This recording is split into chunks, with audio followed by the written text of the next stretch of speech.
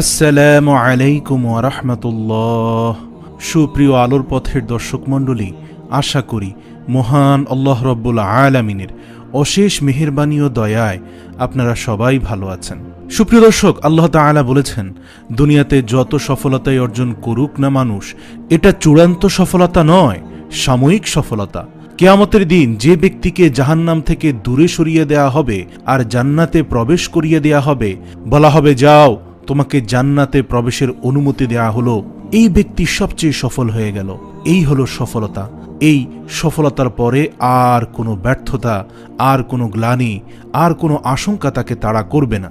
যে ব্যক্তি একবার প্রবেশ করবে জান্নাতে, আর সেখান থেকে সেই নিয়ামত তার কাছ থেকে কখনো ছিনিয়ে নেওয়া হবে না। আল্লাহ তাআলা আমাদের সবাইকে জান্নাতের অধিবাসী হওয়ার তৌফিক দান করুক, আমিন। যারা অমুসলিম, জাহান্নাম তো তাদেরই জন্য, কিন্তু মুসলমানদের মধ্যেও এরকম অনেক হতভাগা, অনেক কপাল পড়া মানুষ আছেন যারা তাদের কৃতকর্মের কারণে জান্নাতে যাওয়ার সৌভাগ্য থেকে বঞ্চিত হবেন।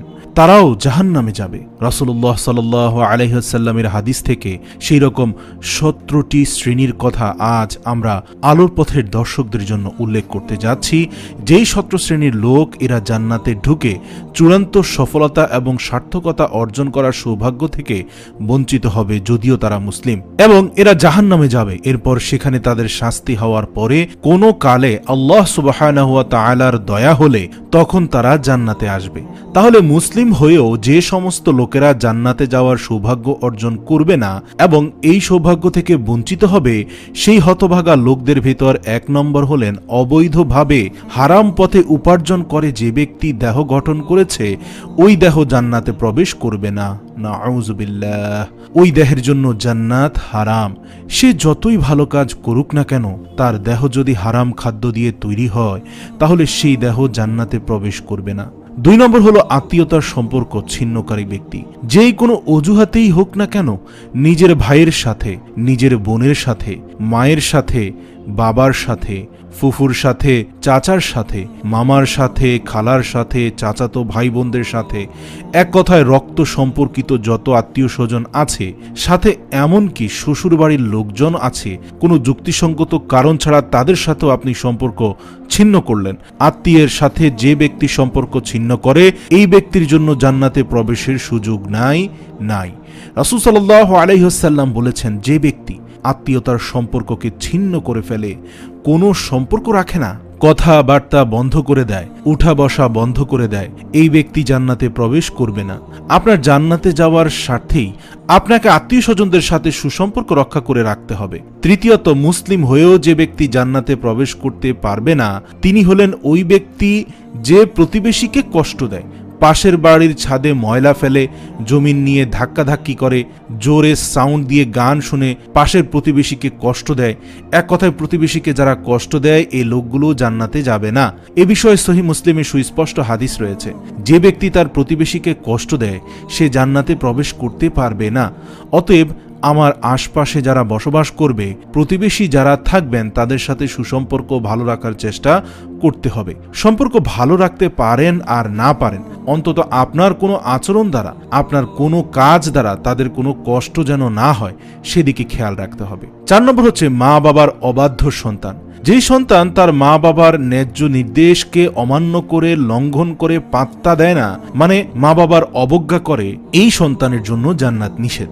সে যত নেক আমল করুক না কেন, সে যত ভালো কাজ করুক, যত নামাজ কালাম পড়ুক, কপালে দাগ ফেলে দেখ না কেন, কোনো ফায়দা নেই। তার জান্নাতে যাওয়ার সুযোগ নাই যদি সে মা বাবার নির্দেশকে লঙ্ঘন করে। আল্লাহ এবং তার রাসূলের নির্দেশের পরে আল্লাহর জমিনে যদি কারো নির্দেশ মানা জরুরি হয়, তিনি হলেন মা এবং বাবা। আবার যদি তারা আল্লাহর নির্দেশের বাইরে কিছু করতে বলে, অন্যায় করতে বলে, তাহলে সেটা মানা যাবে না। অযৌক্তিক কিছু করতে বললে সেটা মানা যাবে না, কিন্তু যুক্তিসঙ্গত যত নির্দেশ করবে সেটা আপনাকে মানতে হবে। আর যদি সেটা মানা আপনার জন্য অসম্ভব হয়, আপনার সাধ্যের বাইরে কোনো কিছু নির্দেশ করে, তাহলে তো আপনার কিছু করার নেই। তবে কোনো অবস্থাতেই ব্যবহার খারাপ করা যাবে না। মা বাবার সাথে যদি কেউ সম্পর্ক নষ্ট করে, তারা জান্নাতে যেতে পারে না। 5 নম্বর হলো যারা অশ্লীল ভাষায় কথা বলে, গালিগালাজ করে, যে কোনো জায়গায় আজে বাজে মন্তব্য করে বেড়ায় এবং উগ্র মেজাজি। মানুষকে সবসময় দমিয়ে রাখার চেষ্টা করে, দাবায় রাখার চেষ্টা করে, কোনো মানুষকে পাত্তা দেয় না, সাইড দেয় না। স্পষ্টভাবে হাদিসে এসেছে যে এই শ্রেণীর লোক জান্নাতে প্রবেশ করতে পারবে না। মুসলমান হয়েও যারা জান্নাতে যাবে না, সেই লোকদের মধ্যে 6 নম্বর হলেন সেই সকল শাসকেরা, সেই সকল নেতারা যারা তাদের অধীনস্থ লোকদেরকে ধোঁকা দেয়। আর বর্তমান দুনিয়ার কয়জন শাসক এই অভিযোগ থেকে বাঁচতে পারবেন সেটা আল্লাহই ভালো জানেন। বলেন একটা, করেন আরেকটা। সেই সকল শাসকেরা যারা তাদের প্রজাদের অধীনস্থদেরকে ধোঁকা দেয়, তারাও জান্নাতে প্রবেশ করতে পারবে না। 7 নম্বর হলো অন্যের সম্পদ যে আত্মসাৎ করে।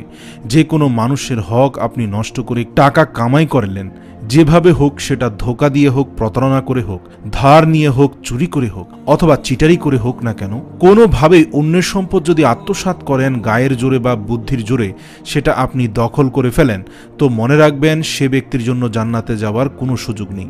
8 নম্বর হলো উপকার করেও যে ব্যক্তি খোঁটা দেয়। কারো উপকার করে যদি কেউ খোঁটা দেয়, ওই ব্যক্তি জান্নাতে প্রবেশ করতে পারবে না। উপকার করেছেন কিন্তু জীবনে কোনোদিন বলতে পারবেন না আমি তোমার জন্য উপকার করেছি, তাহলে আল্লাহর কাছ থেকে তো বিনিময় পাবেনই না, উপরন্তু খোঁটা দেওয়ার অভিযোগে আপনাকে শাস্তি প্রদান করা হবে, জান্নাতে আপনার প্রবেশের সুযোগ থাকবে না।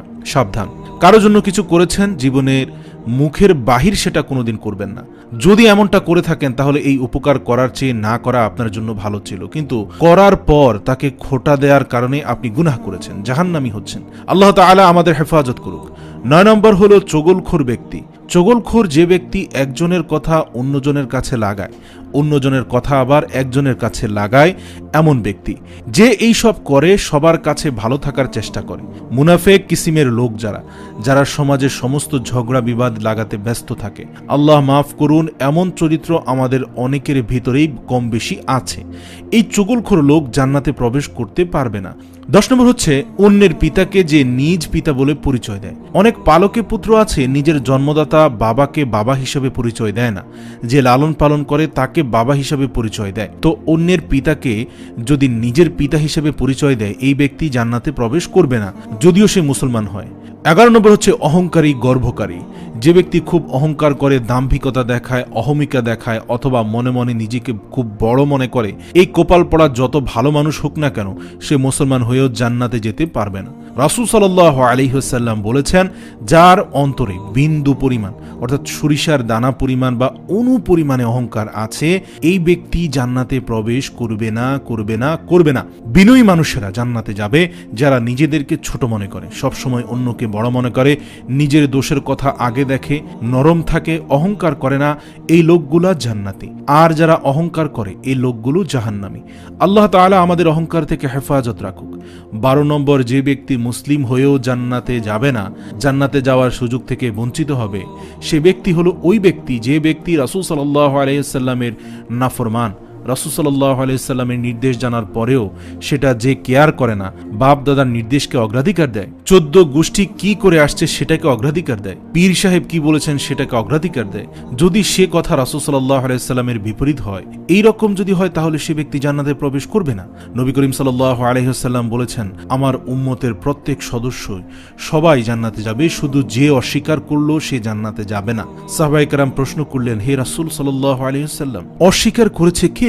তিনি বললেন, যে ব্যক্তি আমার হুকুমকে, আমার আদেশকে, নির্দেশকে অমান্য করেছে সেই অস্বীকারী। তবে যে মেনে চলেছে সে জান্নাতে যাবে। আর যে আমার নির্দেশকে মান্য করে নাই সে অস্বীকার করলো, আর যে অস্বীকার করলো সে জাহান্নামে যাবে। 13 নম্বর হলো মুসলিম হয়েও যে ব্যক্তি জান্নাতে যাবে না, সে ব্যক্তি হলো ওই মহিলা যে মহিলা অকারণে স্বামীর কাছ থেকে তালাক চায়, কথায় কথায় স্বামীকে আঘাত দিয়ে কথা বলে। আমাদের মা বোনদের ভেতরে অনেকের ভিতরে এমন চরিত্র আছে, তারা কথায় কথায় স্বামীর কাছ থেকে তালাক চায়। ইবলিশ শয়তানের কাছে সবচেয়ে প্রিয় কাজ, যে কাজে ইবলিশ সবচেয়ে বেশি খুশি হয়, সেটা হলো একটি দাম্পত্য জীবনে যখন বিচ্ছিন্নতা এসে যায়, স্বামী স্ত্রীর ভিতরে যখন বিচ্ছেদ ঘটে যায়, তখন শয়তান সবচেয়ে বেশি খুশি হয়। একজন মানুষ হত্যা করলে, একজন মানুষ মদ্যপান করলে, একজন মানুষ চুরি করলেও শয়তান এত খুশি হয় না যত খুশি হয় পারিবারিক জীবনে বিচ্ছিন্নতা ঘটে গেলে। এই জন্য এই বিচ্ছিন্নতা চাওয়া, তালাক চাওয়া, এটাও দোষের বিষয়। কোনো মহিলা যদি রাগের কারণে তালাক চায় স্বামীর কাছে কথায় কথায়, তাহলে এরাও জান্নাতে প্রবেশ করবে না। আল্লাহ তাআলা আমাদের মা বোনদেরকে হেফাজত করুন। 14 নম্বর হচ্ছে দুনিয়ার উদ্দেশ্যে যারা ইলম অর্জন করে। অনেকে আছে কোরআন হাদিস শিখে টাকা কামাই করার জন্য, চাকরি করার জন্য, বা এটা বিক্রি করে খাবার জন্য। এই চিন্তায় যদি ইলম অর্জন করে তাহলে সে ব্যক্তিও জান্নাতে প্রবেশ করতে পারবে না। 15 নম্বর হলো যে ব্যক্তি মাথায় কালো কলপ ব্যবহার করে, চুলের মধ্যে দাড়ির মধ্যে পিওর কালো কলপ, যেখানে কোনো মেহেদির মিক্স নেই, একেবারে পিওর কালো কলপ ব্যবহার করে, এই ব্যক্তিও জান্নাতে যাবে না। যদিও আলেম ওলামাদের মধ্যে এখানে মত পার্থক্য আছে, যেমন স্ত্রী যদি চায় তাহলে চুলে কালার করা যাবে, তবে এক্ষেত্রে মনে রাখতে হবে রাসূল সাল্লাল্লাহু আলাইহি সাল্লামের সুন্নতি তরিকায় মেহেদি ব্যবহার করাই সর্বোত্তম। এখানে কেমিক্যালাইজড কোনো কালার ব্যবহার করা ইসলামী শরীয়ত কখনোই সমর্থন করে না। প্রিয় দর্শক, 16 নম্বর হচ্ছে রিয়াকারী ব্যক্তি। যে ব্যক্তি আমল করে, ভালো কাজ করে মানুষকে দেখানোর জন্য, বিশেষ করে আজ প্রিয় ভাইরা অর্থনৈতিক যত ইবাদত আছে এগুলোর ভেতরে উদ্দেশ্য অসাধুতা প্রচন্ড পরিমাণে থাকে, আমরা এইগুলো করি অথচ চিন্তা থাকে মানুষ আমাকে বাহবা দিবে, আমাকে দানবীর বলবে, বা সবাই জানবে যে আমি বড় ধরনের দাতা, দান সৎকা করি, সবার কাছে আমি ভালো সাজবো, সবাই সেই জন্য আমাকে সম্মান দেখাবে। এরকম মানসিকতা যদি কাজ করে এটিকে রিয়া বলা হয়। লৌকিকতা বলা হয় আপনি কোনো ন্যাক আমল, কোনো ভালো কাজ, সেটা অর্থনৈতিক হোক আর শারীরিক হোক, ভালো কাজ হোক, এটা করে যদি মানুষকে দেখানোর উদ্দেশ্যে করে থাকেন তাহলে সেই আমলটি বা সেই কাজটি ন্যাক আমল হয়ে আপনার জান্নাতে যাওয়া তো দূরের কথা, বরং এটি আপনাকে জাহান্নামে নিয়ে যাবে। এই জাতীয় রিয়া করার থেকে না করা অনেক ভালো। এটা শিরকে আসগার। রাসূল সাল্লাল্লাহু আলাইহি সাল্লাম বলেছেন, আখরি জামানায় শেষ যুগে কিয়ামতের আগে দাজ্জালের যে আতঙ্ক হবে, যে আতঙ্কে অনেক মুসলমান অমুসলমান হয়ে যাবে, ইমানদার ইমান হারা হয়ে যাবে, সে আল্লাহ দাবি করবে এবং অনেক কুদরত দেখাবে, তারা তা দেখে অনেকে ফিতনায় পড়ে যাবে। সেই সময় তোমাদের জন্য ইমানের উপর টিকে থাকা যত কঠিন হবে, সেই অবস্থায় তোমরা যতটা বিপদে পড়বে, সেটাকে আমি যতটা ভয় পাই তার চেয়ে বেশি ভয় পাই তোমাদের এই শিরকে আসগারকে। অর্থাৎ এমন একটা সময় আসবে যখন যত আমল করবে মানুষগুলো মনের মধ্যে এই আশা নিয়ে করবে যে লোকে দেখুক, আমাকে ভালো বলুক। আল্লাহকে খুশি করার জন্য কোনো আমল খুঁজে পাওয়া কঠিন হয়ে যাবে। এই সেই রিয়া বা লৌকিকতা, মানুষ দেখানো কাজ, মানুষের কাছে বাহবা পাওয়ার জন্য, মানুষের কাছে সম্মান পাওয়ার জন্য, সুনাম সুখ্যাতি অর্জন করার জন্য যদি কোনো ভালো কাজ করা হয় তাহলে এই ব্যক্তি কোনো দিন জান্নাতে প্রবেশ করতে পারবে না। আল্লাহু আকবার। সর্বশেষ 17 নম্বর হচ্ছে ওয়ারিশকে বঞ্চিতকারী ব্যক্তি। তার পরিত্যক্ত সম্পদ থেকে তার কোনো ওয়ারিশকে মাহরুম করে এই ব্যক্তি জান্নাতে যেতে পারবে না। সম্মানিত ভাইরা, কোনো ওয়ারিশ, আপনার কোনো সন্তান, সে যদি অন্যায় করে আপনাকে শরীয়ত অধিকার দেয় নাই এইটা বলে যাওয়ার যে আমি মরার পরে তাকে আমার কোনো সম্পত্তির ভাগ দেব না, অনেক বাবা মাই এই কাজটি করেন, বলে যান মৃত্যুর আগে আমি মারা যাওয়ার পরে সে আমার লাশের কাছে আসবে না, আমার জানাজা পড়তে আসবে না, সে আমার সম্পত্তিতে কোনো ভাগ পাবে না। মনে রাখতে হবে আপনার ঘরে জন্ম নেওয়ার কারণেই আল্লাহ তাআলা অধিকার দিয়েছেন আপনার সম্পত্তিতে তার হক, আপনার মৃত্যুর পরে সে পাবে। সে যদি মন্দ হয় তার হিসাব আল্লাহ নিবে, কিন্তু আপনি তাকে উত্তরাধিকারী সম্পদ থেকে বঞ্চিত করার অধিকার ইসলাম আপনাকে দেয় নাই। কোনো সন্তানকে ত্যায্যপুত্র করা, এই জন্য শরীয়তে কোনো নির্দেশনা নেই, এটি জঘন্য পাপাচার। প্রচলিত আইনে হতে পারে কিন্তু ইসলামের দৃষ্টিতে ত্যায্যপুত্র করার কোনো সুযোগ নেই। তবে হ্যাঁ, অমুসলিম হলে সে সম্পত্তি পাবে না, সেটা ভিন্ন বিষয়, কিন্তু যতক্ষণ পর্যন্ত মুসলিম থাকবে ততক্ষণ পর্যন্ত পরিত্যক্ত সম্পত্তি থেকে তাকে বঞ্চিত করা যাবে না কোনো বড় ধরনের অপরাধের উপরে ভিত্তি করে। যদি কেউ এমনটি করে তাহলে সে মুসলিম হয়েও জান্নাতে প্রবেশ করতে পারবে না। এই 17 শ্রেণীর লোক, এরা মুসলিম হয়েও জান্নাতে প্রবেশ করতে পারবে না। এর ভেতরে বেনামাজি, তার কথা তো বলাই বাহুল্য, কারণ ইচ্ছাকৃত নামাজ যদি ত্যাগ করে সব সময়, তাহলে তো অনেক ওলামায়ে কেরামদের মতে সে মুসলমানই না। আমরা আগেই বলেছি মুসলমান 5 ওয়াক্ত নামাজ কালাম পড়ে এরপরে জাহান্নামে যাবে, তার কারণ হলো 17 শ্রেণীর লোক। আমরা আবারও সংক্ষেপে বলে দিচ্ছি: 1, হারাম খাদ্য গ্রহণ করে; 2, আত্মীয়তার সম্পর্ক ছিন্ন করে; প্রতিবেশীকে কষ্ট দেয়; বাবা মার অবাধ্য সন্তান, মা বাবার কথা শুনে না; উগ্র মেজাজি যারা, অধীনস্থদের প্রজাদেরকে যে সমস্ত শাসকেরা কষ্ট দেয়, জুলুম করে, যে সমস্ত রাজারা, যে সমস্ত নেতারা প্রজাদের ধোঁকা দেয়, তারা অন্যের সম্পদকে অন্যায়ভাবে আত্মসাৎ করে, যারা উপকার করে খোটা দেয়, যারা চগলখোর ব্যক্তি জান্নাতে যাবে না। অন্যকে নিজের পিতা হিসাবে নিজের বাবাকে পরিচয় না দিয়ে অন্যকে নিজের বাবা হিসাবে পরিচয় করে দেয় যে ব্যক্তি। আর 11 নম্বর হচ্ছে অহংকার এবং গর্ব করে যে ব্যক্তি, যার মনের ভেতর অহংকার আছে সে জান্নাতে প্রবেশ করবে না। 12 নম্বর রাসূল সাল্লাল্লাহু আলাইহি সাল্লামকে যে ব্যক্তি অনুসরণ করে না, তার নির্দেশকে মান্য করে না সে ব্যক্তি। 13 নম্বর হচ্ছে অকারণে তালাক কামনা করে যে নারী, সে নারী জান্নাতে প্রবেশ করবে না। 14 নম্বর হচ্ছে দুনিয়াবি উদ্দেশ্যে যারা এলেম শিখে তারা চুলে বা দাড়িতে পিওর কালো কেমিক্যালাইজড কলব ব্যবহার করে যারা। 16 নম্বর হচ্ছে মানুষকে দেখানোর উদ্দেশ্যে যে কোনো ভালো কাজ করে যে ব্যক্তি। 17 নম্বর হচ্ছে ওয়ারিশকে বঞ্চিত করে যারা, তারা। এই রকম অভিভাবক জান্নাতে প্রবেশ করবে না। উপরোক্ত এই সকল শ্রেণীর লোকেরা মুসলিম হয়েও জান্নাতে প্রবেশ করতে পারবে না। আল্লাহ তাআলা আমাদেরকে এই দুর্ভাগাদের তালিকা থেকে আমাদের নামগুলোকে বের করে আনার তৌফিক দান করুক, আমাদের আমলের মাধ্যমে আমাদের এই শ্রেণীর ব্যাপারে সচেতন হওয়ার তৌফিক দান করুক। তবে আমরা আল্লাহ তাআলার কাছে আমাদের প্রাপ্ত জান্নাত চাইতে পারবো, আশা করতে পারবো জোরালো ভাবে। আল্লাহ তাআলা আমাদের সবাইকে আখিরাতের কঠিনতম দিনে প্রথম চান্সেই জান্নাতে যাওয়ার তৌফিক দান করুক, জাহান্নাম থেকে মুক্তি নসিব করুক। আমিন।